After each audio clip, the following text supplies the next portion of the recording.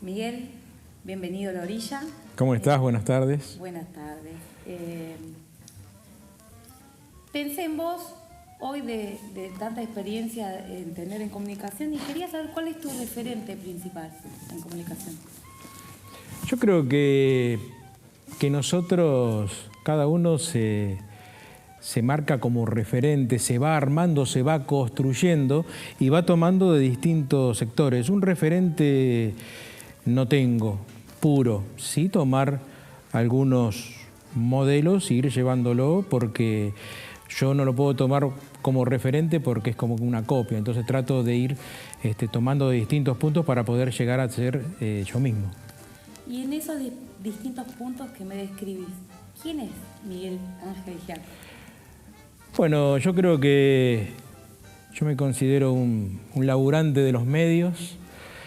Son muchos años y mucho trabajo con muchos cambios, ¿no? Porque los medios día a día se van transformando y yo recién hablábamos muchas cosas con respecto a cómo se inició todo, ¿no? Y qué sé yo, de arrancar desde una bandeja a que hoy te maneje todo una compu, hay años luz, ¿no? Porque recién me hacías el planteo de uno arranca bien, vos tenés una bandeja, tenés caseteras, tenés lo que había en ese momento, en el 87 cuando arrancamos, no había computadoras. Había algunas que otras, pero bueno, no tenían, o sea, no se podían utilizar con música y como se está utilizando hoy en día.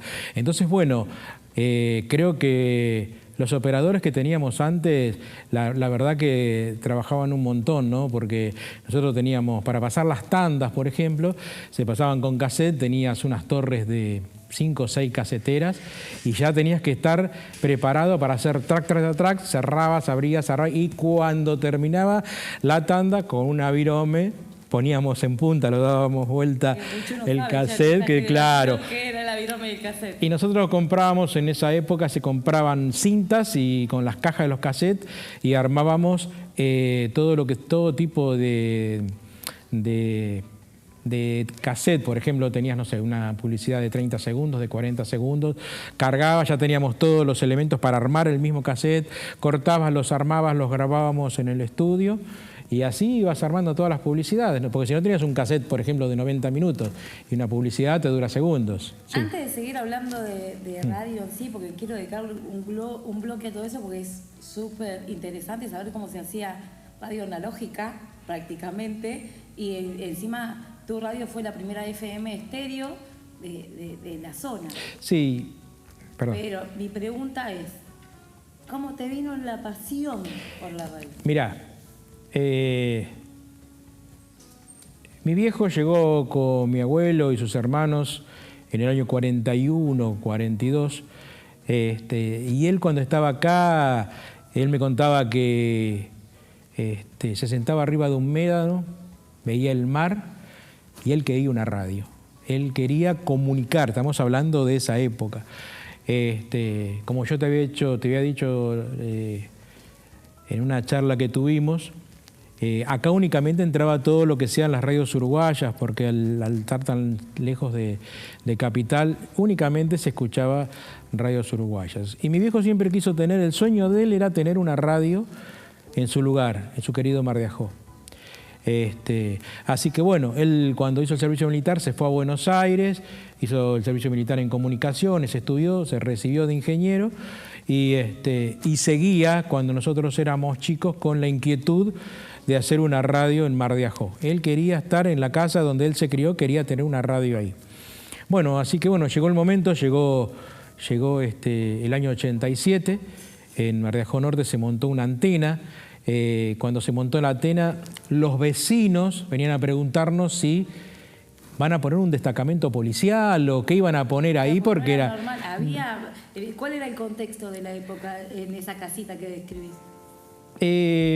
Yo creo que de repente en Mar de Ajó Norte poner una antena de 60 metros en esa época es como que la gente ya miraba y decía, algo van a poner, y estaban, y no sé, y después cuando dijimos una radio decían, una radio.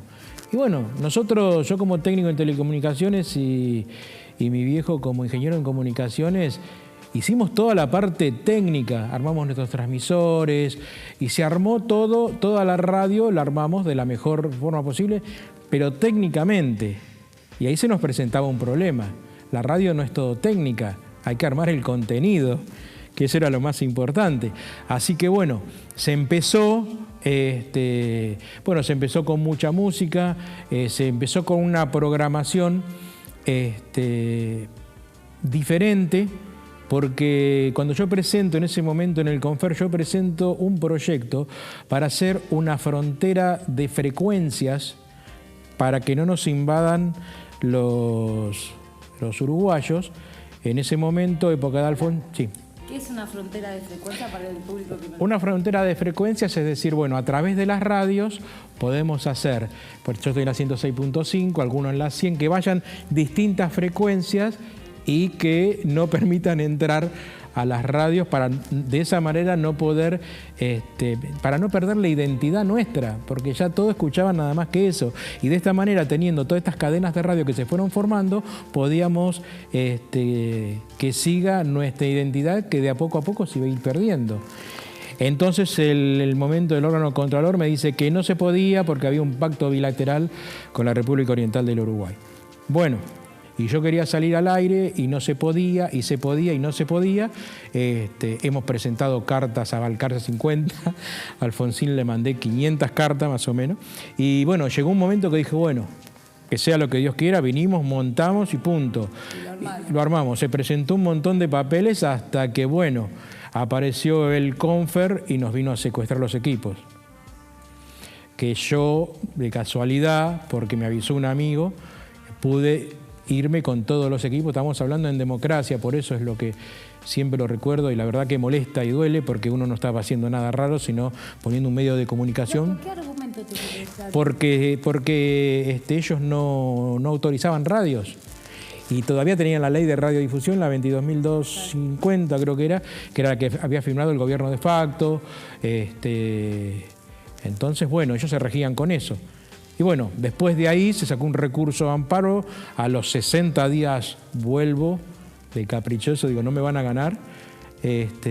Así que bueno, y desde ese momento ahí se empezaron a tramitar, fuimos con mi viejo y haciendo una cosa y la otra, haciendo una cosa y la otra, pudimos llegar a lograr una licencia precaria, se llamaba, que por lo menos te dejaban salir al aire sin problemas, y presentamos una programación que tenga un porcentaje muy alto de música en castellano, pero de música argentina, que tenga tango, que tenga folclore. Sí, decime. ¿Te acordás de la primera programación? La primera... ¿De la radio? Sí, las primeras programaciones armábamos, era todo música, teníamos... de 6 a 8 iba tango, de 8 a 10 iba folclores y después iba tango, porque nosotros arrancamos a las 8 de la mañana y en ese momento cerrábamos a las 12 de la noche. Bueno, y después en el día tratamos de minimizar todo lo que sea música en inglés, todo lo que sea extranjero. O sea, pasábamos a la noche, obvio, no sé, ponele de 20 a 22 se pasaba. Y después, bueno, íbamos armando las frases, y nosotros le decíamos, no sé... Artística. Claro, la artística, íbamos hablando, no sé, por las rutas argentinas, por el que venía escuchando, el que venía viajando, y inventábamos un montón de cosas. Hoy me escribía un compañero de locución y me decía, ¿te acordás cuando escribíamos las frases para la radio y decíamos, en el silencio de aquellas playas dormidas, el sonido de las olas se convierte en una melodía muy particular? Bueno, unas cosas así que íbamos armando, ¿viste? Y armábamos la artística con eso. Y bueno, y así fue creciendo la radio. Después, poco a poco, nos fuimos perfeccionando. Lo que más costó un montón, el tema de la venta de publicidad en calle, porque uno no sabía ni cómo vender una publicidad. Ahí te paro, porque tengo que preguntarte otras cosas más. Dale. y te invito ahora a disfrutar otro bloque contando más detalle en este programa La Orilla y bienvenidos por pasar por primera vez. Muchas gracias.